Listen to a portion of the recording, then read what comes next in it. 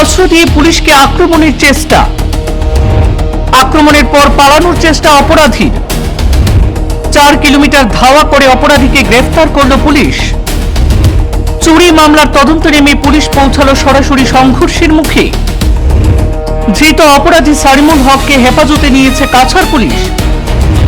চাঞ্চল্যকর ঘটনাটি সংঘটিত হয়েছে কাছাড়ের গুমরা এলাকায়। গুমরায় চুরির তদন্তে নেমেই নাটকীয় মোড়।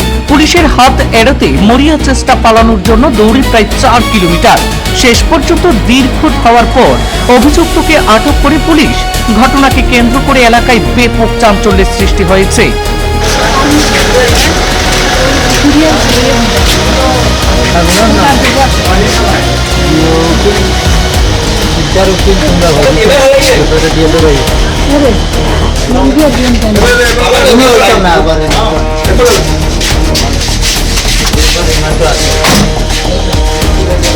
ঘটনার বিবরণে জানা যায়, ভৈরবপল্লীর বাবলা চক্রবর্তীর বাড়ি সহ গত মঙ্গলবার রাতে কুশিয়ারপুর বাজারের স্বরাজনাথের পাইকারি মুদির দোকানে চুরির ঘটনা সংঘটিত হয়। এই চুরির সঙ্গে সংযোগ রয়েছে বলে জানা গিয়েছে পশ্চিম কাটিগড়ার নিজ জালালপুরের কুখ্যাত চোর সারিমুল হকের। সারিমুলকে ধরতে দলবল নিয়ে বিশেষ অভিযান চালান গুমরা পুলিশের অনুসন্ধান কেন্দ্রের ইনচার্জ প্রণব মিলি। অভিযানের সময় পুলিশের হাত থেকে রক্ষা পেতে প্রথমে ধারালো অস্ত্র দিয়ে পুলিশের উপর আঘাতের চেষ্টা করে সারিমুল। এরপরই পরিস্থিতি বেগতিক দেখে পালানোর চেষ্টা চালায় সে।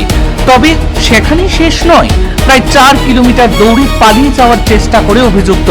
অন্যদিকে পুলিশও হার না ছেড়ে তার পিছু ধাওয়া করে অবশেষে দীর্ঘ ধাওয়া ও অভিযানের পর ফিল্মি কায়দায় সারিমুল হককে আটক করতে সক্ষম হয় পুলিশ।